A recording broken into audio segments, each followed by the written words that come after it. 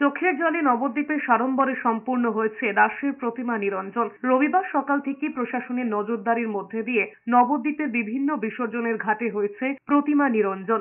শনিবার রাতভর নবদ্বীপের রাস উৎসবের প্রতিমার শোভাযাত্রা শেষ হয়েছে। এদিন পীরতলা লেক, ফাঁসিতলা গঙ্গার ঘাটে প্রতিমা নিরঞ্জন দেখতে জমায়েত হয়েছিলেন বহু মানুষজন। এরপর রাস উৎসবে চিরাচরিত উচ্চতার ঐতিহ্য ছেড়ে থিমের দিকে ঝুঁকছিল নবদ্বীপ। একসময় রাস মানে ছিল পূর্ণিমার ভরা রাতে বিশুদ্ধ তন্ত্র মন্ত্রের শক্তি মূর্তির সাড়ম্বরে পুজো। কার কত বড় প্রতিমা তা নিয়ে চলত প্রতিযোগিতা।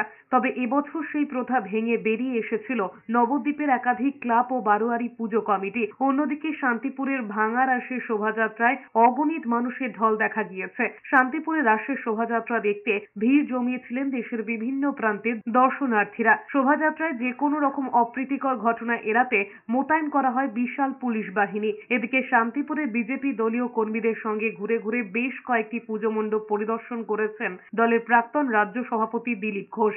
ভগবান চৈতন্য দেবের পাদস্পর্শে এসব পবিত্র মাটি যুগ যুগ ধরে তাকে অনুকরণ করে চলেছি বাড়ি বাড়িতে। তাই আজকে পুজোর মৌসুম, সমস্ত শান্তিপুরবাসী এবং ভক্তদেরকে আমি আন্তরিক শুভেচ্ছা জানাচ্ছি। ভগবানের আশীর্বাদে যেন সবার বছর ভালো যায়।